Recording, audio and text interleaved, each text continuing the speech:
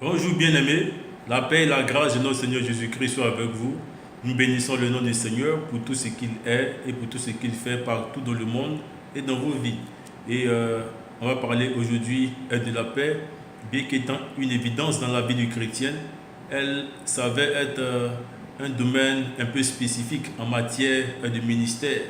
Et on va aller sur la généralité pour parler du salut. Donc nous commençons avec Adam, qui est appelé Adama, le premier homme qui a été créé. On voit cela en Genèse chapitre 2, verset 7. On lit ensemble. L'Éternel Dieu forma l'homme de la poussière de la terre. Il souffla dans ses narines un souffle de vie et l'homme devient un être vivant. Voici comment l'homme a été créé. Dieu a pris de la poussière, il a soufflé dans les narines de la poussière qu'il avait sculptée et cela est devenu un être vivant qui est appelé Adam. Et notre prière est qu'il y ait un souffle de vie sur vous, que tout ce qu'il y a comme souffle de mort qui vient de la part de l'ennemi, qui est le Satan, soit arrêté au nom de Jésus-Christ.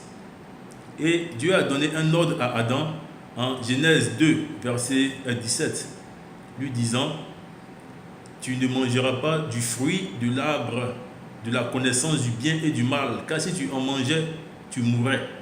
Et bien qu'Adam ait désobéi à cet ordre, il a mangé le fruit qui était interdit par Dieu, celui de la connaissance du bien et du mal. Adam était toujours encore vivant. On voit que cela nous montre qu'il y a la mort spirituelle. Il était vivant physiquement, mais spirituellement, il était mort. Donc vous pouvez être comme Adam, aller au champ, au travail, au bureau et spirituellement ne pas avoir la vie de Dieu. C'est-à-dire Adam était déconnecté de Dieu saint, de Dieu tout-puissant, de Dieu éternel qui donne la vie éternelle. Et on voit que Adam, déconnecté de Dieu, c'est tout ce qui était en Adam, y compris toute sa descendance qui était aussi déconnectée de Dieu. Raison pour laquelle il est écrit en Romains 3, verset 23, car tous ont péché et sont privés de la présence glorieuse de Dieu. Une autre version dit, ils sont privés de la gloire de Dieu. Tous ont péché. Et si d'aventure vous direz que vous ne croyez pas en cela, certainement un jour vous avez peut-être fait quelque chose qu'on ne devait pas faire. Faire du mal à quelqu'un, insulter quelqu'un. Et cela vous donne droit aussi à ne pas être dans la présence glorieuse de Dieu, parce que Dieu est le Dieu saint. Dieu peut pas être le Dieu saint et avoir des enfants désobéissants, des enfants pécheurs. On se multiplie selon son espèce. Le chien met au monde des chiots, le chat autant, il met au monde des chatons. Adam le désobéissant a mis au monde une nature pécheresse. Mais on dit quoi? Tous ont péché et sont privés de la présence glorieuse de Dieu.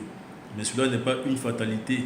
Il est écrit au verset 24, ils sont gratuitement justifiés par le moyen de sa grâce qui est en Jésus-Christ. Donc il y a un moyen pour notre justification, c'est en Jésus-Christ. Pas avant, ni après, ni au milieu, mais les deux pieds en Jésus-Christ. Et on voit en Romains 6, 23, on a fini avec Romains 3, 23, on attaque Romains 6, 23, qui nous montre la conséquence du péché.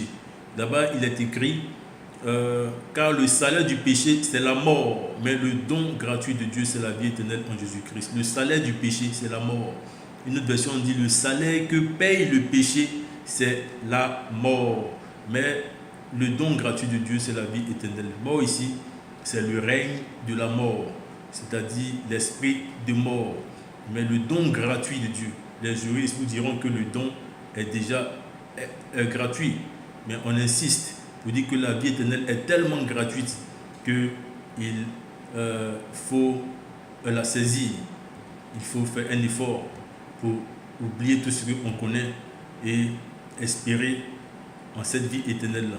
Espérer en ce Dieu qui peut seul nous sauver. Donc vous avez le don gratuit de Dieu. Donc nous vous encourageons pour recevoir ce don gratuit-là. Comment le faire? C'est en Romains 10, verset 9 qui dit, si tu confesses de ta bouche le Seigneur Jésus-Christ, si tu crois dans ton cœur que Dieu l'a ramené de la mort à la vie, tu seras sauvé. Une autre version dit, si tu confesses de ta bouche le Sauveur et Seigneur Jésus-Christ, et si tu crois que Dieu l'a ressuscité des morts, tu seras sauvé.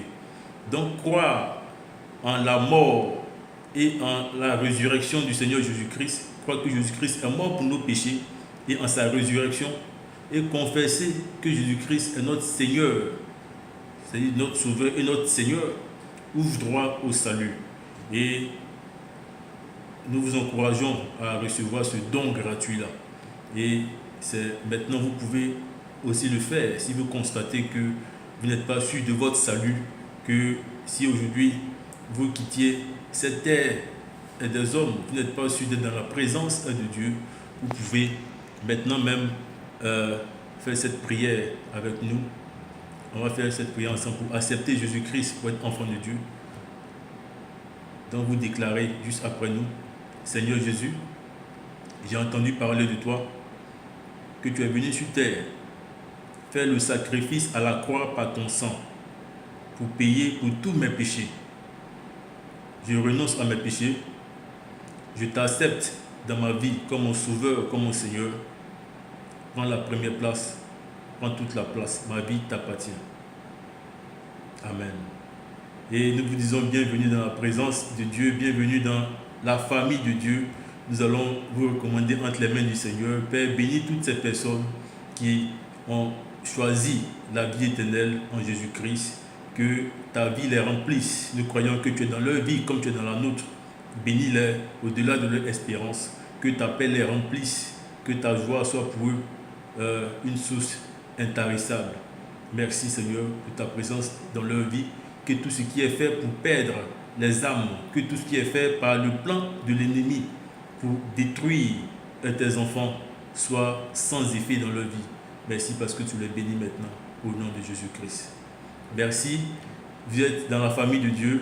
Nous vous recommandons de trouver une communauté de prière où il y a la parole de Dieu qui est enseignée, Jésus-Christ comme Sauveur et Seigneur, Jésus-Christ comme Fils de Dieu et Dieu vivant.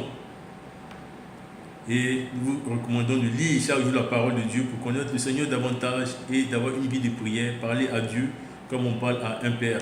Demeurez bénis. La paix et la grâce de Dieu vous remplissent maintenant à tous égards.